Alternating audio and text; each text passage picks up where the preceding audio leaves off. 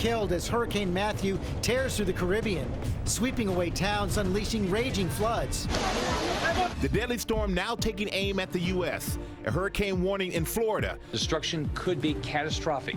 States of emergency up through North Carolina. Millions of Americans on alert, preparing to evacuate. Gas going fast, stations sold out, stores running out of supplies. Our team tracking the monster storm right now. And a fiery face-off, insults and interruptions at the vice presidential debate. And you are Donald Trump's apprentice. Let me talk about this Senator, issue. I think I'm still on my time. Well, Mike Pence and Tim Kaine trading jabs over Russia, immigration, and their running mates. Just trying to keep up with the insult-driven campaign on the other side of the table. You know what? I'm just saying facts about your running mate. Yeah. And I know you can't defend it. Both campaigns declare victory overnight, while Donald Trump and Hillary Clinton prepare for their next face-off. Our powerhouse political team here this morning to break it all down. Live in Times Square, this is GMA with Robin Roberts, George Stephanopoulos, and Michael Strahan. And good morning, America. Two big stories developing this Wednesday morning, starting out that debate last night, Tuesday night fight night. For the vice presidential candidates, they shook hands there, but it was feisty throughout the 90 minutes. And of course, right now, that massive storm barreling towards the U.S. That's right, George. All eyes are on Matthew this morning. And take a look at this satellite picture. The storm stretching 700 miles wide, taking aim at the southeast. Now, this is a huge storm, and 4 states, Florida through the Carolinas, are already under states of emergency. President Obama will meet with FEMA today as millions of Americans now prepare to evacuate. They are already on the move, and the deadly storm has already slammed into Haiti and Cuba. We have team coverage from the center of the storm, and let's get right to Ginger with Matthew's path right now. And right now, it's a Category 3 storm. Matthew is just north of Cuba. It's immediate. An urgent target is the southeast Bahamas, but it will move north right now at about 10 miles per hour. Eventually will nudge northwesterly. That's why Nassau and Freeport both in the hurricane warning, and why we have hurricane warnings right here at home. Vero Beach to Fort Lauderdale on alert. Melbourne, Orlando, Daytona Beach in that hurricane watch. That includes Jacksonville. And just because you haven't seen a watch issued yet, if you're in Georgia, South Carolina, or North Carolina, it'll come. This is all a function of time, and we're looking for a Thursday night into Friday, southeast Florida. Then it goes Friday into Saturday as it makes it up through the North Carolina area and out by Sunday. Extensive wind damage, guys, rainfall, and of course storm surge. A whole lot more. The timing of the path in just moments. All right, thanks so much, Ginger. And before it hits the United States, Hurricane Matthew right now setting its sights on the Bahamas, the southern islands bracing for heavy winds, rain, and what could be devastating flooding. ABC's Alex Perez is in Nassau for us this morning. Good morning, Alex. Good morning, Amy. The brunt of the storm expected to hit here in the Bahamas tonight, but overnight the storm making landfall in Cuba. Here in the Bahamas, officials say they are preparing for a catastrophic worst-case scenario. The Prime Minister says no island will be spared. Now, officials have spent the last few days trying to get residents to safety and evacuate tourists. There are some 3,600 tourists here on the island. About 1,600 have already been evacuated. Officials say they will be watching everything here very closely. George? Okay, Alex, thanks. In Haiti, the destruction severe. Officials warning of a life and death situation. ABC's Lindsay Davis is in Port-au-Prince right now. Good morning, Lindsay. Good morning, George. Still a bit of rain here this morning. A hurricane warning does remain in effect for this area. And while the capital city largely dodged a bullet, there are some rural areas here that are just absolutely devastated, and fears remain for flooding, mudslides, and possibly cholera. This is Matthew! Winds reaching 145 miles per hour, tearing through south and northwestern Haiti. The Category 4 hurricane bringing torrential rainfall. The coastal town of Lecce swept away by flooding. Flash floods ripping through villages. This man dangerously tries to cross the rushing waters. You can see the river absolutely raging. It's already 15 feet higher from where it would normally be, and still it continues to rise. Concern is so great that police have closed down this bridge, so people who are in this village are unable to make it to Port-au-Prince by car. The damage in some of Haiti's rural areas could be catastrophic. The majority of people live in makeshift homes. Before the storm struck, authorities tried evacuating the most vulnerable, but many refused to leave, fearing theft. The real concern now with all this rain, mudslides. This morning, assessing all the damage in the impoverished country is proving incredibly difficult, with communications cut off in many areas after bridges gave way and roads became impassable. Standing water and mounds of trash fill several streets in the capital city. The Haitian government has asked the U.S. government for help in their relief effort, though the full toll and devastation here on this island is not yet known. The death toll across the Caribbean is now up to at least 11. George. Okay, Lindsay Davis, boy, what a horrible situation down there in Haiti. Well, a lot of concern there, George, but also a lot of concern here at home as well. As we mentioned, the Carolinas, Georgia, and Florida are all under states of emergency, and millions are preparing to evacuate ahead of Matthew. ABC's Gio Benitez is in Miami. Good morning, Gio. Michael, good morning to you. We have those state of emergency declarations, but we also have those hurricane warnings, and those mean that conditions could start in just 36 hours. This morning, millions from the Florida Keys to the Carolina coast bracing for the worst. South Carolina Governor Nikki Haley joining North Carolina, Florida, and Georgia to declare a state of emergency, ordering all 1 million coastal residents to begin evacuating. And make sure you get out of harm's way. Traffic already piling up last night after it was announced that starting at 3 p.m. today, 100 miles of I-26 East will be reversed. You can leave the coastline, but you won't be able to get back in. With gas going fast, drivers are forming long lines to fuel up, stocking up on propane and plywood.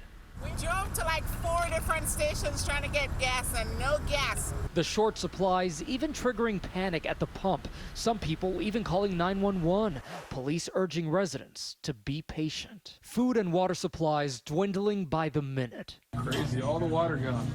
All of South Florida is stocking up. Matthew could be the biggest mass evacuation America's seen since Floyd in 1999, when 2.6 million residents in 5 states were ordered from their homes. And you may remember the El Faro disaster. That's a ship that sank exactly a year ago during a hurricane. It killed 33 people. Well, reports this morning that the company may be sending another ship into this storm's path. No doubt, this is a huge concern, guys. All right, Gio, thank you. And God, that's a massive evacuation. It certainly is. You know, I used to live in Charleston, South Carolina. I know for a fact they take hurricanes very seriously. There's a reason why it's called the Low Country, because many parts of it are below sea level. And the entire southeastern coastline is at risk along with Charleston. So let's go to Ginger with a look at the storm's path.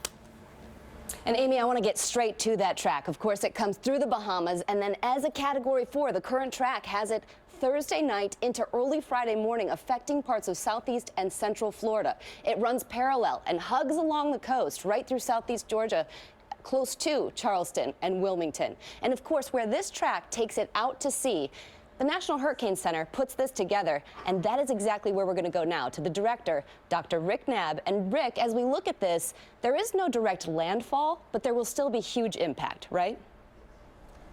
Right. We don't know for sure if Matthew is going to come ashore in the U.S., starting with the potential in Florida, or not.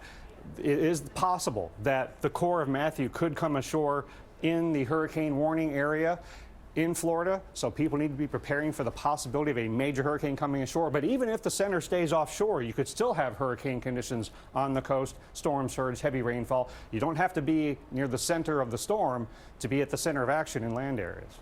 I think that's exactly what people need to hear this morning. The heavy rain, the storm surge, even though you're not right in it, it can affect you. Thank you so much, Dr. Knabb. You're welcome. Thank you. And that heavy rain we're talking about, wanted to show it to you graphically. This is what it would look like, up to 6+ inches, guys. So really you could see 10+ in some of these coastal areas. You add the waves, you add the wind, that surge. This could be bad even if it just hugs parallel. And Ginger, we know you're going to be tracking this every step of the way. We'll come back to the hurricane later. But right now, the race for the White House and all the fallout from that first and only debate for the vice presidential candidates. With 34 days until the final votes, Tim Kaine, Mike Pence went toe-to-toe. Their targets, Trump and Clinton. ABC's Tom Yamas is on the scene at Longwood University in Farmville, Virginia. Good morning, Tom. George, good morning to you. Two very different styles last night at the debate. Senator Tim Kaine aggressive, forcing Governor Mike Pence to defend Donald Trump's policies and his statements. The debate was heated at times, but also very difficult to watch with all the interruptions.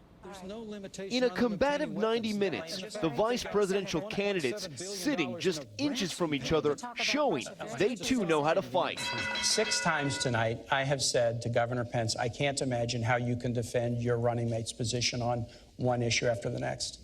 And in all 6 cases, he's refused to defend his running mate's. No, don't put words in my mouth. From the start, Senator Tim Kaine playing attack dog, mentioning Donald Trump around 165 times, spouting what sounded like rehearsed attacks. Do you want your hired president in Hillary Clinton, or do you want your fired president in Donald Trump? Governor Mike Pence on defense, but not losing his cool. Well, first, let me say I appreciated the "you're hired, you're fired" thing, Senator. You used that a whole lot, and I think your running mate used a lot of pre-done lines. But Kaine kept firing, regardless if it was the same attack. Where he called Mexicans rapists and criminals. Donald Trump during this campaign has called Mexicans rapists and criminals. When Donald Trump says Mexicans are rapists and criminals. At one point, Pence showing his frustration. You whipped out that Mexican thing again. Look.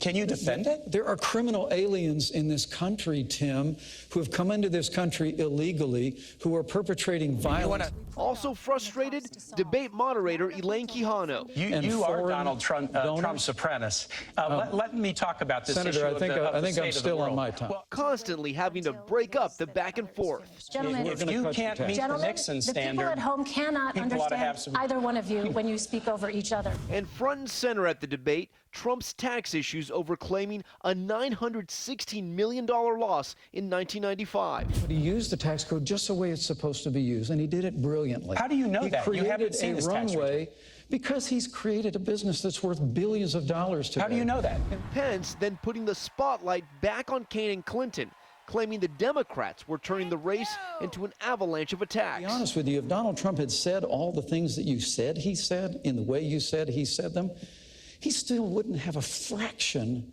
of the insults that Hillary Clinton leveled when she said that half of our supporters were a basket of deplorables.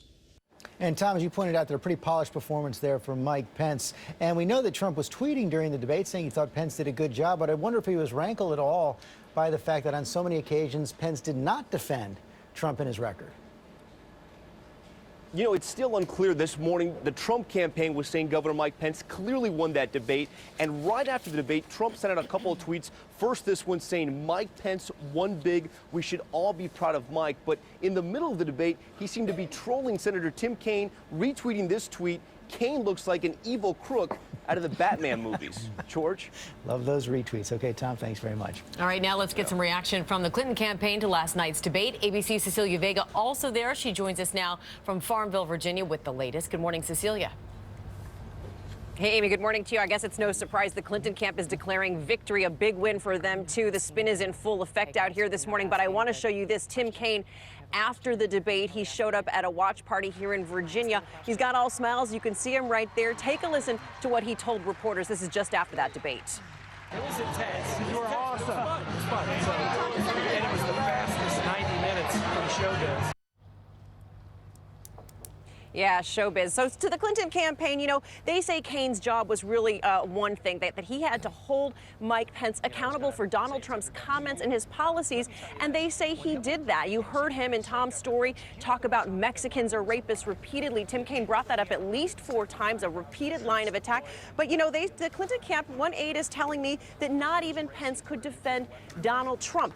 They say that the onus really was on Mike Pence last night to shift the focus of this race so far, given Donald Trump's performance in that last debate. And Amy, they say he fell short of that overnight. Cecilia, one of the other big headlines from last night were all of those interruptions. Kaine taking some heat for that. Yeah, he certainly is, even from Clinton allies. You know, former chief Obama strategist David Axelrod said that the interruptions did not serve Kaine well, but one Kaine aide told me he did what a vice president is supposed to do on that stage. He fought the fight, guys. They say this morning that he took one for the team. All right, Cecilia Vega, thanks so much. But all those interruptions are what everyone seemed to be talking about this morning, and ABC's John Carl is also covering the debate for us. And good morning, John. Good morning, Michael. Yeah, for all the talk of Donald Trump interrupting Hillary Clinton in that first debate, these two talked over each other even more, especially Tim Kaine, who found himself repeatedly scolded by the moderator. Take a listen. And I know you can't defend Senator, him. please, I'm happy to defend him, Senator. Don't put words in my mouth that I'm not defending him. You're not. I'm happy to defend him. Most of what you said is completely false, and the American people know that. I'll run through the list of things where you didn't defend. Senator, where you please, can this just say is Governor stuff and people Pence's believe 2 it. minutes. So we've crunched the numbers. Pence interrupted Kaine 40 times, but Kaine interrupted Pence almost twice as often, 70 times. That's almost 2 interruptions for every minute that Pence spoke. But Pence kept the fact checkers busy. On several occasions, he denied that Donald Trump said things that Donald Trump did in fact say. And this moment really stood out to me. Governor Pence said, inarguably, Vladimir Putin is a better leader than President Obama. That is absolutely inaccurate. And I just think a guy I said he's been stronger on the world stage. No, you said leader. And if But Pence did say it, and he said it less than a month ago. I think it's inarguable that Vladimir Putin has been a stronger leader in his country than Barack Obama has been in this country. So the bottom line, while Pence will win points on style in this debate, there were several points where he was, let's just say, George, less than factual. Okay, John Carl, thanks very much. Let's talk about this more with Matthew Dowd and Cokie Roberts. And let's pick up on the point that John was just making there. Mike Pence, cool, calm, and collected through most of the debate. Tim Kaine on the attack and putting his points on the board. So in the end, was there a winner? Well, I think it depends on how you judge it. So I think Mike Pence came out ahead, but he didn't help the ticket. He didn't help Donald Trump. I think Tim Kaine didn't help himself, but he helped Hillary Clinton. Mike Pence, to me, was a little bit like a running back that runs well with the ball, but doesn't block for the quarterback. And you let the quarterback get sacked a number of times, and the quarterback is Donald Trump. Here we go with sports analogies, but come on, you know it's coming. I think Pence actually did help with the conservatives who were nervous about Donald Trump. He was calm, cool, collected. He was a solid conservative. They're going to vote for Trump anyway, but he probably made them a lot more comfortable. Kaine helped with women, and particularly at the end, where he talked about Roe versus Wade and women's ability to make choices themselves. So they were each speaking to their bases, and so it really shows where this campaign is going in the final 34 days, Matthew Dowd. They're not really worried much about the voters who are sort of undecided right now. Each side is really trying to speak to their base, get them energized. I think they've decided, which is probably an accurate assessment, that the undecideds are probably not going to vote. At this point, the undecideds can't stand either candidate, don't trust either candidate, and are really not connected to this campaign. So it's all about movement. And you watch the polls, and the polls move based upon whose supporters are most energized. Right now, Hillary Clinton supporters have caught up to Donald Trump in that, and I don't think that changed last night. And Cokie, I wonder what Donald Trump can take away coming up to his debate on Sunday night. Mike Pence, in many ways, did what Donald Trump probably should have done in the first debate, not take the bait. And if he had done it with the momentum he had going into that debate, he'd be in a much better place right now. We'll see if he can do it. He has trouble not taking the bait. People get under his skin and he gets mad. Yeah, Donald Trump doesn't need to settle substance. He needs to figure out the right style and tone. And with so few days left, this might be his last big chance Sunday night. Yeah, well, there's 2 more debates, but really, as the debates go, the ratings drop. He has to win this debate, or it's very difficult for him to win this election. But that's a town hall debate with our Martha Raddatz, and it is going to be an interesting one for Trump to handle because he can't get mad at Jane Q. Citizen like he gets mad at us. Yep, got to answer the questions. Thank you both very much. And of course, that presidential debate is Sunday night right here on ABC. As Cokie said, Martha Raddatz co-moderating with Anderson Cooper of CNN, and I'll be anchoring our live coverage with our whole political team starting at 9 Eastern. Now let's go back to Ginger.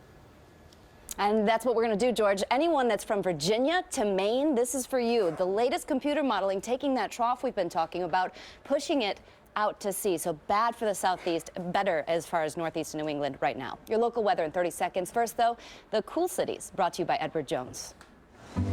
Our special today is the seared ahi tuna, and I'll be right back to take your order. Thank you. Thanks. Don't you hate that? When they don't tell you how much something costs, you have to ask. I do. Maybe that's why I always make sure to bring up the costs associated with your services. I know. Hey, I am nothing if not predictable. Let me guess, the salmon. Being transparent about our costs, it's a big deal. And it's how Edward Jones makes sense of investing. All right. right, based on the latest information, the track on Hurricane Matthew. It'll take it off the coast of North Carolina that Saturday-Sunday time period, so a lot of rain for the Outer Banks. Then we'll get some showers from a cold front coming through that will help push that system out to sea. That's the latest right now for today. Out the door, jacket and sunglasses, yes, you're going to need it. The jacket this morning, it's a little on the cool side. Temperature today going up to 75 degrees. Meanwhile, we'll have some afternoon sunshine. Temperatures this weekend around 70. Coming up here on GMA, that Georgia